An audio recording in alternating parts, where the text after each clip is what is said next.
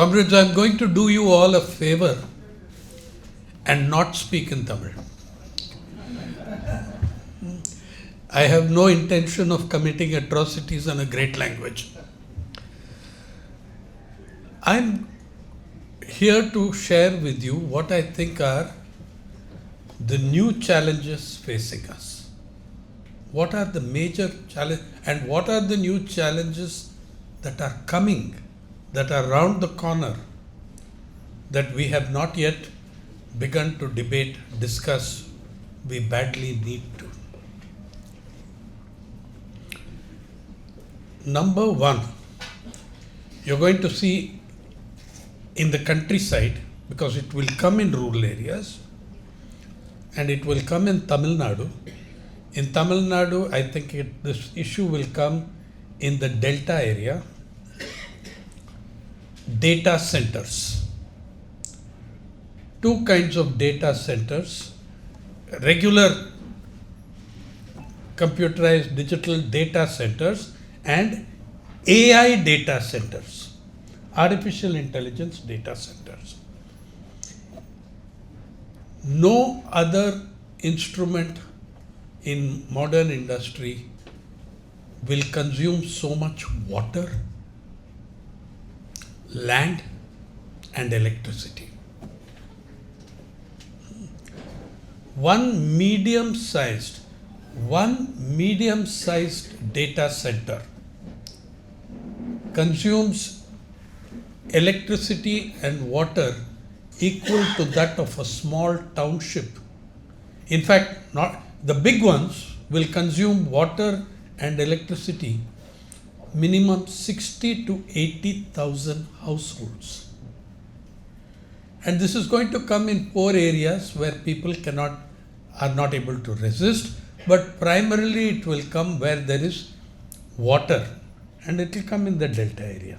It will come there. So this is going to be the giant problem. Let me also give you a few numbers on India's role in world data. India produces 20% of the world's data. But we process only 2 or 3% of the data. It goes outside elsewhere for processing. But the important thing, India produces 20% of the world's data, generates 20% of the world's data. India's population is 18% of the world's population. India's water resources is 4% of the world's water resources. We have 18% of the world's population, 4% of the world's water resources. Already you are seeing what climate change is doing to all of you in water, in rains. Now, in Maharashtra, those coming under the southwest monsoon, in Maharashtra and elsewhere, sowing has been delayed by 1.5 months. And some people who in the first, as always, by June 10th, many farmers sowed. Complete loss, total loss. They will now have double the input cost because again they will have to sow. As the El Nino factor becomes worse, as climate change becomes worse, our water issues, remember 18% of the world's population, 4% of world water resources. Your water stress, the government of India says, government of India data shows us 600 million Indians are living in moderate to extreme scarcity. Moderate scarcity to extreme scarcity. Moderate stress to high stress. That is nearly half your population already living in high stress water areas. high stress water areas will be like Pudukkottai and Ramnad. Okay. So the very first story I did in my book, Everybody Loves a Good Drought, the first story I did in that series was a water story from Pudukkottai. And in 93, I discovered, for the first time for me, others knew about it, the Tannir Adhipati, the water lords of Ramnad. Yeah. Water is increasingly being privatized. Backdoor. Private borewell is privatization of water. Okay. So this is, remember the struggles against Coca-Cola, Pepsi, which you had. Plachimada in Kerala, in Rajasthan, in Varanasi. Many struggles were fought, by the way, many of these struggles were fought under left leadership. But I am telling you that the water problem in those struggles is 1/10, not even 10% of what is going to come. Prepare yourselves for that struggle. And why are all these data centers coming to India? I will tell you how much the investment is. Why are all these data centers coming to India? Because in the United States, hundreds of towns have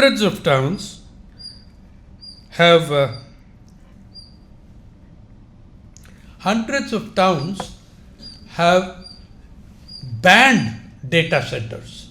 In the United States, in California, in Oregon, in Ohio, yeah, in New Mexico, many counties have banned data centers and said there can never be a data center here. And you can go on to Google and see the videos of what has happened to the water of ordinary people and farmers and the town's water supply. It has become toxic waste. See, the hyperscale data centers, the large scale ones, they require massive amounts of power, of electricity generation. They require giant plots of land, and they require unbelievable quantities of water. Now, on top of that, you bring AI data centers. Apart from these requirements, AI data centers require high-powered chips, high-powered computer chips, okay? They require very high-powered chips to perform extremely complex tasks. So over and above the regular data center, AI data centers need much more powerful chips. Now, much more powerful chips means generating enormous heat. The bigger the chip, the greater the capacity of the chip. Like in your laptop, you'll have 5 fans, right? You have 5 fans in the laptop to cool your computer chip. You'll see in the advertisements for laptop, they will say 7 fans, 5 fans, because that small chip generates so much heat. There are also laptop pads, heat absorption pads, fans, right? Now those small chips, tiny chips, produce so much heat that you require 5 fans in the computer. Imagine giant hyperscale AI data centers. The AI chips will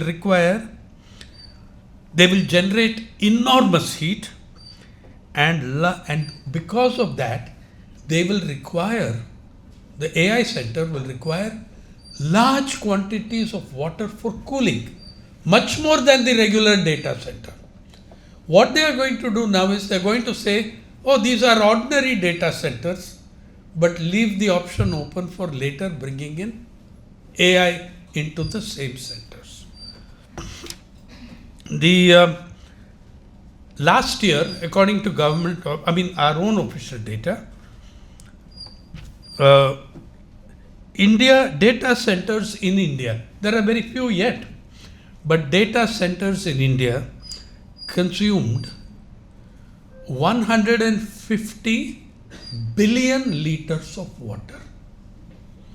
150 billion has 9 zeros.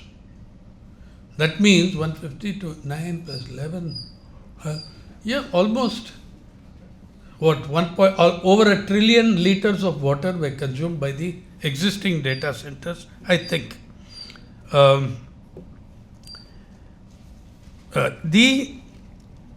That is up to end of 2025, 150 billion liters.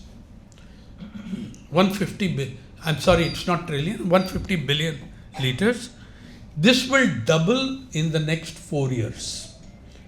Government projection. By 2030, the amount of water will be 300 billion liters of water. Remember, 18% of the world's water, population, 4% of the world's water. Already, as I said, 600 million Indians live in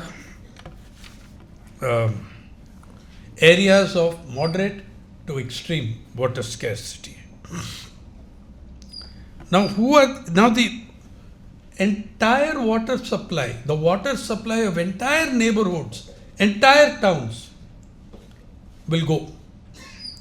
Because that is why the Americans are saying, not in my town. Every hazardous, bad, demanding industry, the West has exported to the third world. Even from cigarettes. The biggest markets of cigarette consumption in the world are India and Asian countries. In the West, they've got all kinds of laws against it. We came 30 years later than them in banning smoking in public places. Our laws are very weak against all these things. Like, you are using drugs, medicines in India, which are banned in many countries in the world, but you can't use it. We are using pesticides in India, which are banned in many other countries of the world. Yeah. Now comes the water issue. Let me tell you the scale of investment so far. Between now and 2030, between 2026 and 2030, Microsoft has already invested $3 billion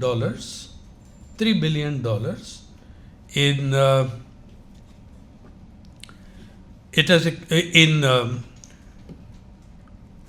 data centers in India, and its projected investment by 2030, another $17.5 billion to be invested. That means Microsoft is accounting for $20.5 billion investment. Amazon has declared $35 billion investment in India in data centers alone. In data centers alone, Amazon has declared $35 billion.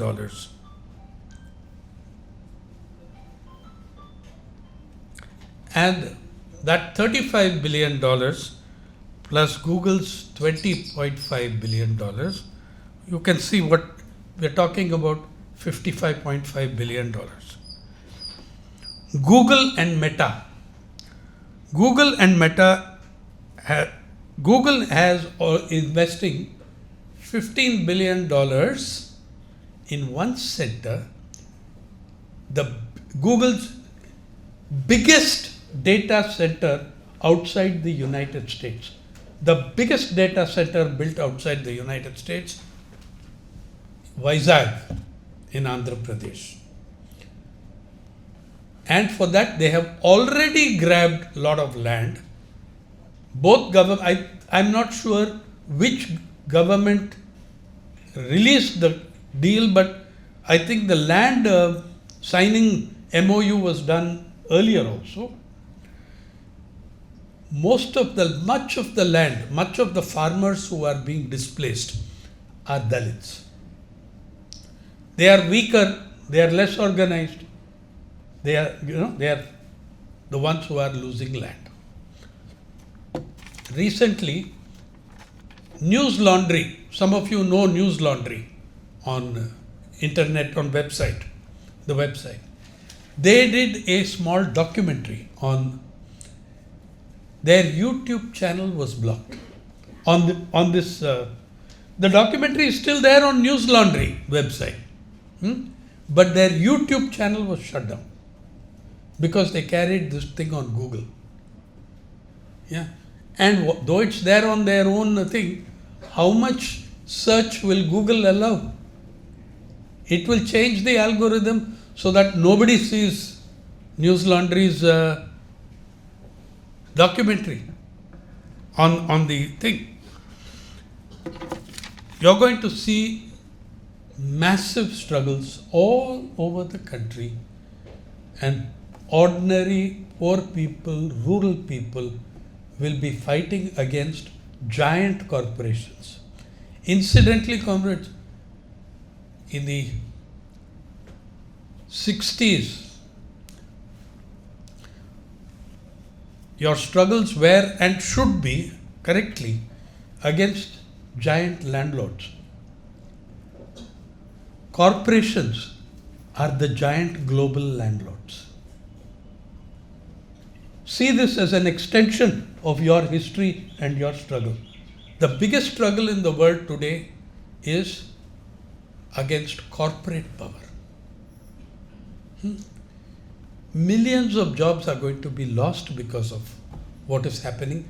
And when the AI data centers come, no one knows how many jobs will be lost, how many jobs will be retained. See, I'll tell you this. I run a non-profit website called People's Archive of Rural India, which publishes in 15 languages, including Tamil, every day. Okay? Including Tamil, we publish in 15. We are a small group, non-profit, no money. We are getting regularly applications from senior journalists in Times of India, Indian Express. We are getting saying, is there a spot for us? Is there a job for us? AI is destroying those jobs. Their jobs are going with it. So there's going to be a complete pogrom. So I have coined this term, like for when you apply genocide to journalists, I call it journocide. That is what is coming in the media. Even at the beginning of COVID, the Delhi Union of Journalists, led by Comrade S.K. Pandey, filed an affidavit in the Supreme Court. In 15 months of COVID, the major media houses sacked 3,500 journalists and 15,000 non-journalist media workers, cameramen, technicians, all of them.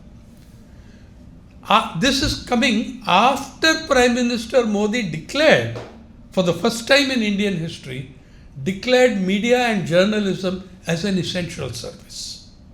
When something is called an essential service, you cannot sack or retrench. Tomorrow if the whole city is on fire, are you going to retrench 50% of the fire brigade? Tomorrow are you going to lay off government doctors when COVID is raging? So this is the kind of situation that you are facing. Please, it sounds very bad, but I'm saying if we don't face up to the reality, we are not going to meet the challenge. We have to know how bad it is. We have to be honest about how difficult it is. Only then we can fight it. So the culling of people in, it is happening in the IT industry. How many tens of thousands of people in the IT industry are the basic coders, etc.? They're all losing their jobs because AI will be doing all of that for them. I think also our challenges should be at another level, at the intellectual level also, because let us discuss for 2 minutes what is AI. And I am going to discuss it using the language of the big corporations. What they describe AI as, I'm going to tell you that, and then we ask questions about it. Artificial intelligence, AI is the effort to gather under one roof, in one basket, all the knowledge, experience, thoughts, ideas of all humanity for millennia. It is the property of all humanity. All the idea, this is the description of the leaders of AI. It is encompassing the knowledge, the thought, experience, action, and ideas of all humanity across millennia. And then we take that and monetize it for a handful of billionaires, one of whom has now become a trillionaire. Elon Musk. Trillionaire means 12 zeros. Trillion. Okay. Now, if it is the product of the work of billions of human beings over thousands of years, how does it become the property of one individual? It has to be publicly owned. That should be one of our struggles.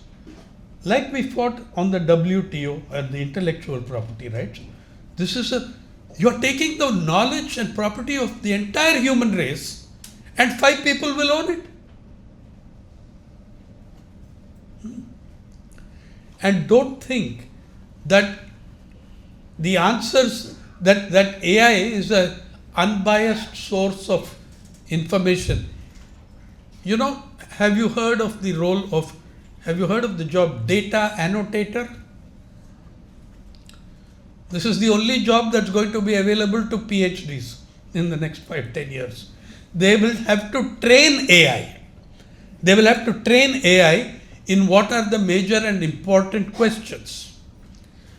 So you know what some of these PhDs training in AI are telling me, what they are telling us? We are being asked to answer questions like, suppose a reader comes to AI and asks, I feel like committing suicide. I'm not joking. There are cases going on in the US federal courts where people have sued Google, have sued Meta, have sued OpenAI because their children have had chats with bots. And the bots have encouraged them to commit suicide. Okay? Huge cases are going on in the United States courts now. So these data annotators are telling us, we have to do the job, we're doing it, but they're asking me about drug addiction, they're asking me about committing suicide. What answer do I give? I don't know anything about it. What answer do I give? They have to give some answer. Let me tell you what happened to Elon Musk. He put up this super AI called Grok. It's in your Twitter. It's in your Twitter feed. Grok is a super AI. What Grok can do, it cannot think independently and create data. It goes from whatever databases there are in the world, it will draw answers and give you. I loved Grok in the first month. People asked Grok, what is the RSS? Grok said, it is a fascist militia.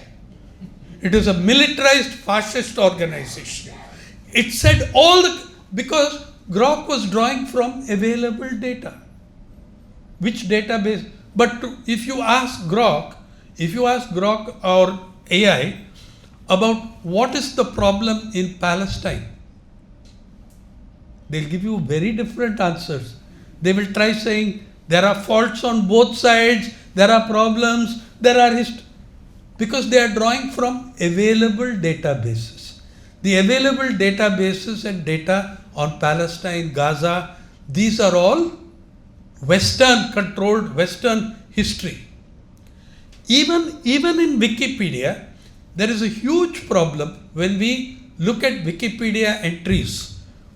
First of all, it is the privileged people who know how to get onto Wikipedia, make the entry, do this. Do you know what it did about India? Have you heard of the Bambri Devi rape case in Rajasthan, where a Dalit woman was raped by 5 upper caste people? The Rajasthan is the most feudal part of this country. Rajasthan and parts of Madhya Pradesh.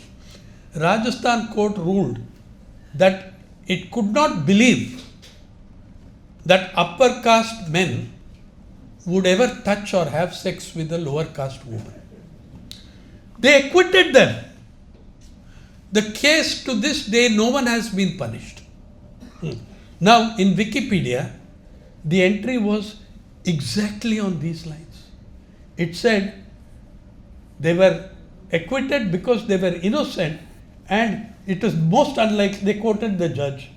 So from the available database, some upper caste, upper class elite has put an entry there on Wikipedia. The other thing about what problem about Wikipedia as a source of knowledge? All of us use Wikipedia, but use your brains also. What happens in Wikipedia type of Western knowledge demands published sources. Okay, it demands published sources, documented sources. Suppose we are writing the history of British colonialism in India. All the published sources of that period are from British government. Yeah. All the colonial documents are British administration. 80% of available published documentation. Okay. Who will they take? They will not take Tikatir as a source. They will take Times of India, which was British owned, as a source. Statesman, British owned, as a source. Okay. So that bias comes, class bias, Western bias, all that prejudice comes into the content on Wikipedia. It demands only published sources. Now there are many nations in Africa which have complex and beautiful languages without a script. How will their history reflect in Wikipedia? So the idea of oral history, oral knowledge, these don't count in Wikipedia because its rules are you must produce. It can make thousands of mistakes otherwise also. I used to love my entry in Wikipedia because it gave my age correctly, but it used a photograph of when I was 24. So I was the youngest looking 52-year-old person in the world. I was very sorry when they removed the photograph. Actually, I pointed it out to them and they removed it, but I was very sorry. It made me look so young. Then comes so the point is that our challenge at the intellectual level, activist level, should be to the basis of knowledge itself. Whose knowledge is it? Who generates it? Who owns it? A hell of a lot of traditional knowledge has been incorporated into Western systems with no acknowledgement. There are people who are patenting different forms of yoga. They have patent and Bikram yoga. They patent and they have these different forms. Right? But you can't use that yoga without paying them a royalty. Yeah, so you imagine what is happening, the colonization of knowledge is now reaching an extreme stage. Yeah. Your AI sectors, let us return to that. Google and Meta are building Google is building this one in Vizag. That is 15 billion. OpenAI and Tata Group are building 100 megawatt capacity to begin with, which will scale to 1 gigawatt of information and data. Adani Group is investing 100 billion US dollars in green energy processed AI ready data center. They will keep it by 2035. Now, two things I want to point out to you, that this total investment comes to, between now and 2030, investment comes to $375 billion. Comrades, do you know how much is $375 billion? It is more than the GDP of 161 countries. Of any one country of 161. Even suppose we take, say, okay, between 26 and 2030 is 5 years. Let us divide 375 by 5. You get 75. $75 billion is greater than the GDP of any one of 114 nations. You're talking about people of enormous financial power. Enormous power. And it's going to be done more and more on the human cost of joblessness, unemployment, and co. So this is where the data centers and water things are concerned. It has to make us relook at the entire issue of water justice within India. And I want to tell all comrades this, that if we don't recognize the caste factor and the gender factor in water, we are doomed. We are doomed. How everyone sitting here, including me, we take for granted the water we are drinking. Comrades, 80% of water collection in this country, 80% of time spent in water collection in this country comes from poor rural women. It comes from poor rural women, the water collection. Poor rural women account for 80% of water collection in the country. Water consumption is the other way around. 60%, 80% of it is being consumed in urban areas. In Chennai, if you look at Rajanamalapuram, Mylapore, check what is the water availability per capita to people living in these colonies and people living to that rehabilitation, what starts with K. Kandagi Nagar. Go and check water availability per capita there. And it's all Dalits and other marginalized communities over there. Go and check this. I'm saying we have to fight for water justice within India, within our society, in order to be able to fight the water loot of the first world. Today, 2 companies control the world of private water. Veolia and Anglo-Suez.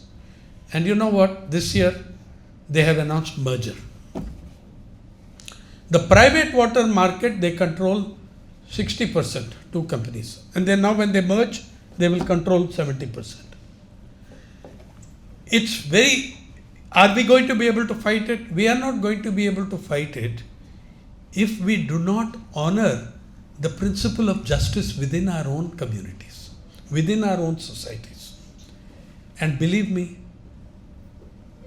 the role of water in female health is so acutely important, and the very people who collect your water are going to be the worst affected. And a lot of these people are Dalit women and Adivasi women, tribal women, who do that collection, who walk long distances to get the water, the firewood, the fuel, the fodder. Yeah. We need to do that.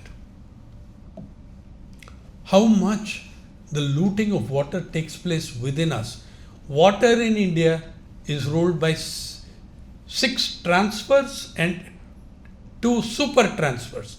The 6 transfers are poor to rich, industry, agriculture to industry, rural to urban, livelihood to luxury.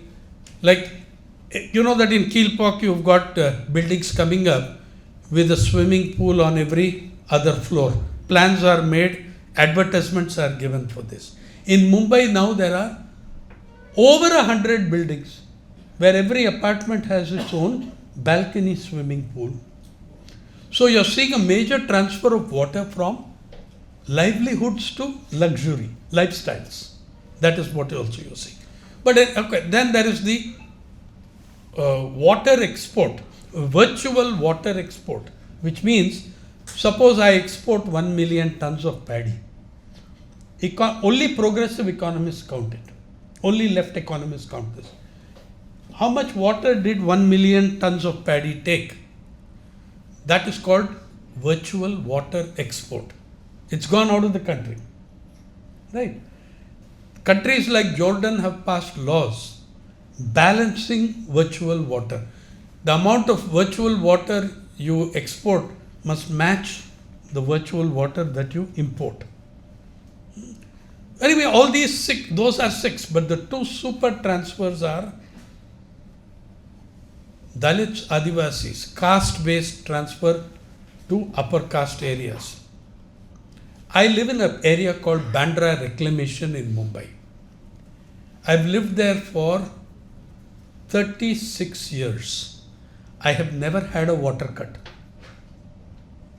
Maharashtra has had 109 drought events, they call, scarcity, since I was there. Yeah, out of which at least 80 odd would have happened after I came to Mumbai in 1981, October. I've always had 24 hours water. Where does the water come from? The water comes from 5 lakes in the district where CPIM has a historic base, Thane and Palghar, the Warli areas where Godavari Parulekar led the Warli revolt, in 40s. Now, the Warlis in their territory, there are 5 or 6 lakes. Vaitarna, Tulsi, Vaishya, that water comes to us. I have 24 hours water. In those villages, you will not find a single house with piped water. Their water, our consumption. So the poor to rich, rural to urban transfer is taking place. But the super transfer is Dalits, Adivasis are parting with water, and in villages they are excluded from the wells anyway. Right? And the other super transfer is women transferring water to the rest of society with very little return. So you're going, comrades, I'll tell you this, the biggest challenge, the single biggest challenge we're going to face, number one is inequality. The nature and level of inequality, I don't even have to tell you, about how serious your water problem is. Let me give you from Tamil Nadu. And in this country, every interstate dispute, number one dispute is about water. For Tamil Nadu, with Karnataka, you have the Kaveri waters dispute. With Kerala, you have Mulaperiyar. Karnataka, Kerala, Kabini river dispute. Kerala, Andhra, Almaty. Yeah. Rajasthan, Punjab, Haryana, Ravi Bias sharing, which by the way was one of the most important factors in the Khalistan insurgency, the water sharing of over the rivers.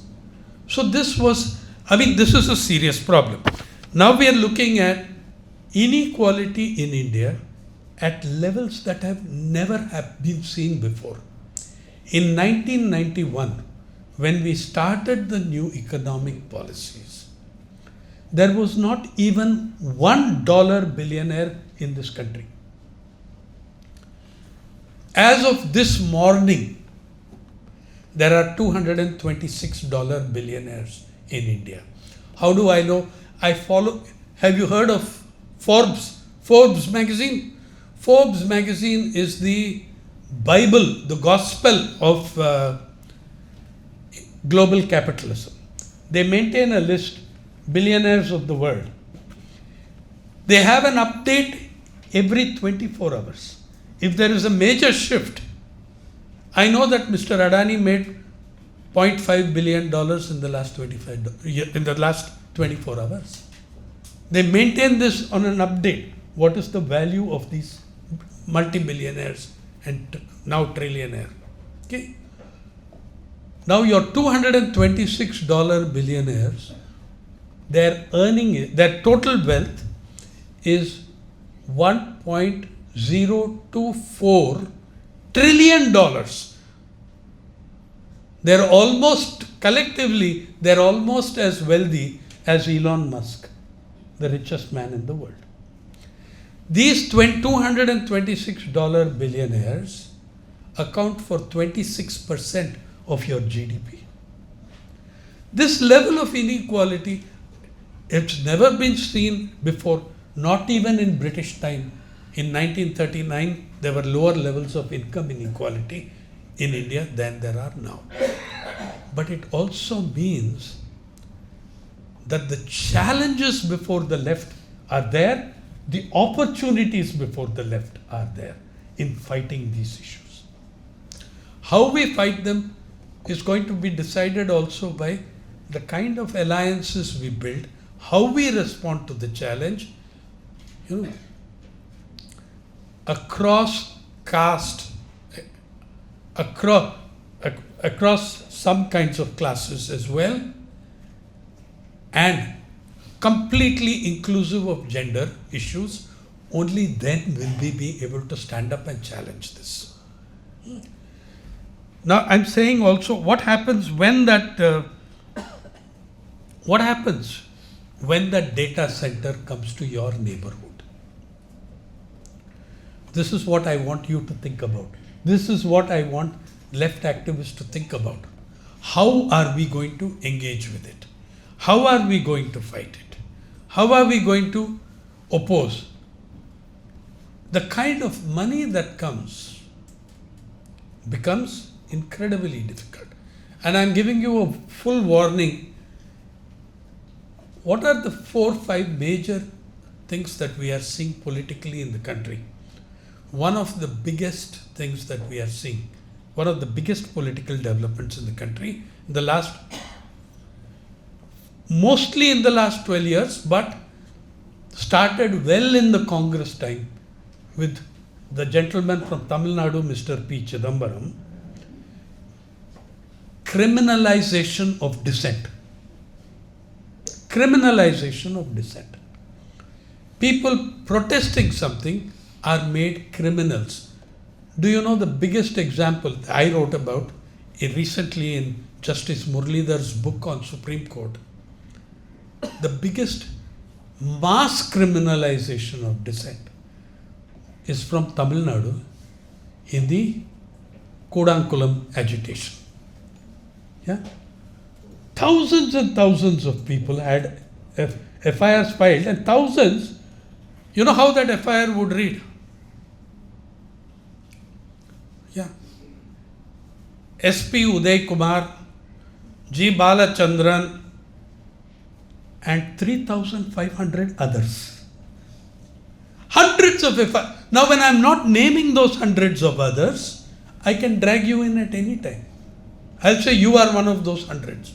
This is the tactic the police have been using for 25 years now.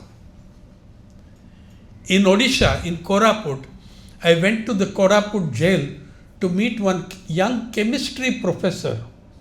He had been jailed on what charges? Anti-national, all that stuff. One of the charges was theft of a buffalo. I went to the IG of Odisha. He spoke very freely because he was retiring in 5 days. He said, sir, these are all dirty fellows. If we put only serious charges, the judge will throw them out. So we got to have a judicious mix of charges. Something will stick. But in any case, we will be able to see that he has to come to the police station every week. Okay, this is what happened in Kudankulam also. Criminalization of dissent. Your UAPA, you saw the case, you saw the cases against, the one major case against Prabir Purkayastha was kicked out by the High Court 2 weeks ago. 2 weeks ago, the High Court dismissed one major case against Prabir Purkayastha. But as Prabir says, that is only one of the cases. There are many more, and who knows what the Supreme Court will do. The retired IG of Odisha, he would love to be IG today because the judges are not throwing out cases. They are adding to what the government does. We have to face that challenge. Second, in the electoral arena, the SIR is just an example of one more example of institutional capture and destruction. They are doing this with judiciary, they are doing this with bureaucracy, they've done it with the election commission, they are doing it very severely in education.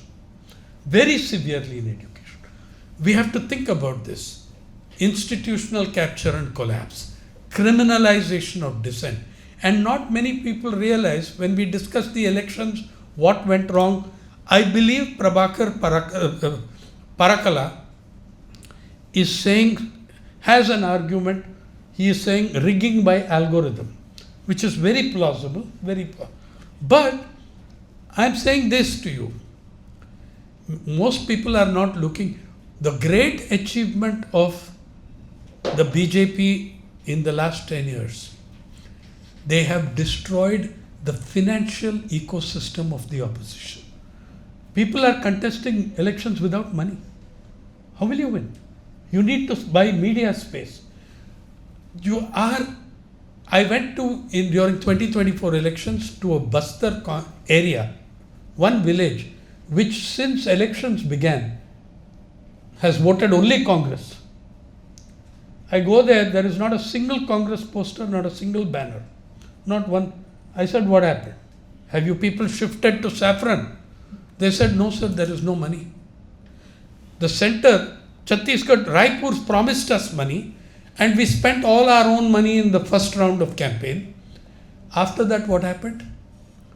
Bhupendra Baghel, all those his officers were raided. The chief minister's officers were raided.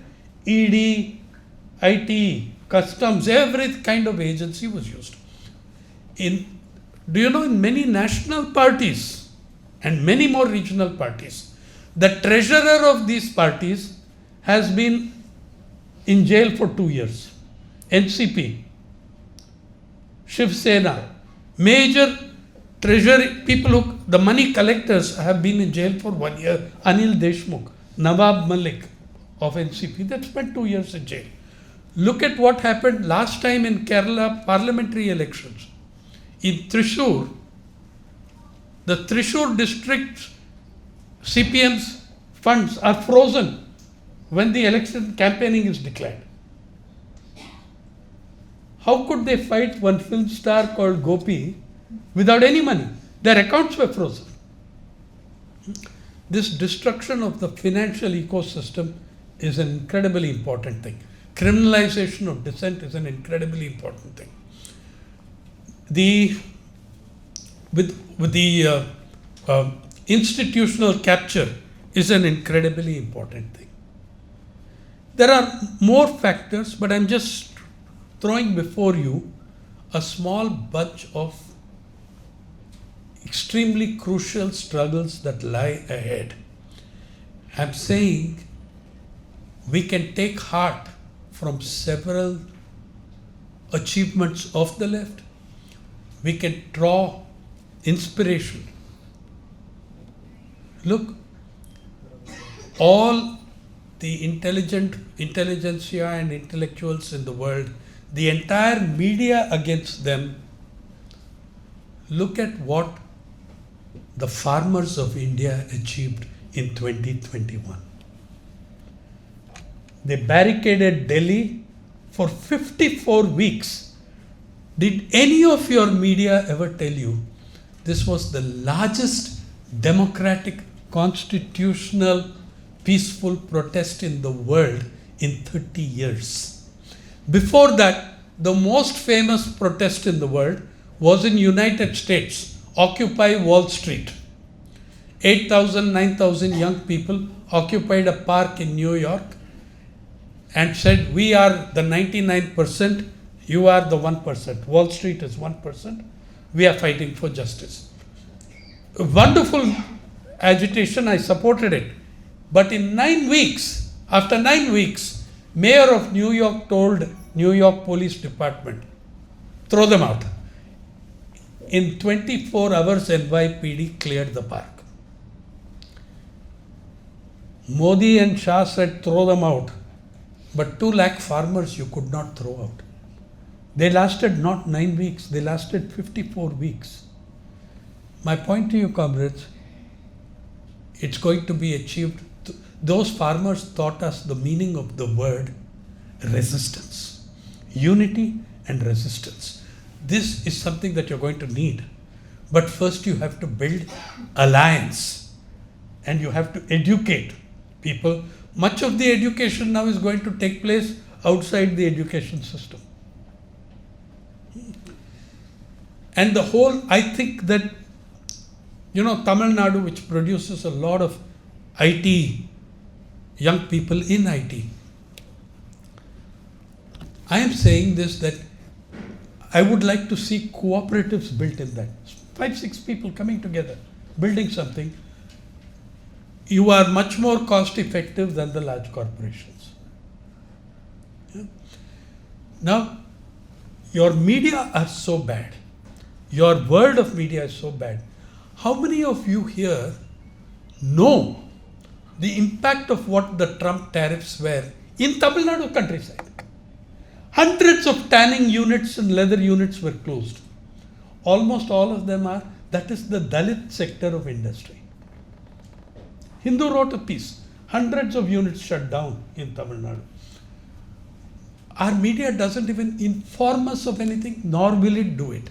Now, the Iran war impact, Times of India's oldest columnist, Swaminathan Iyer, wrote last Sunday, India has handled the LPG crisis brilliantly.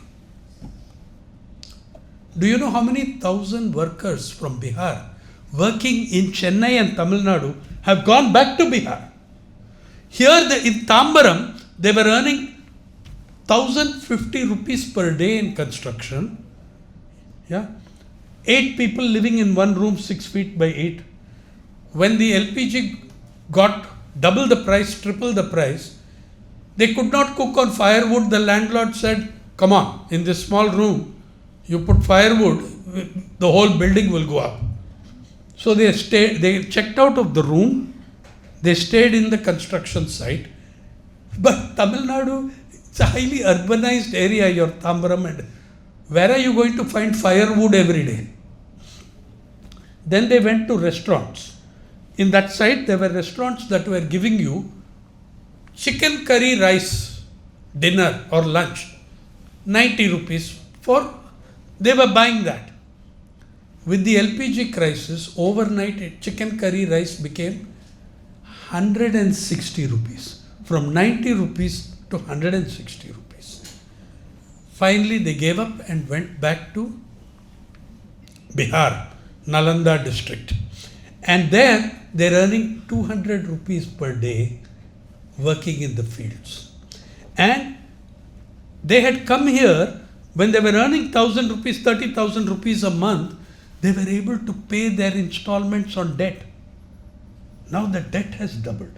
They can never repay their debts. And this is how brilliantly India has handled the LPG crisis. We shifted it onto the poor.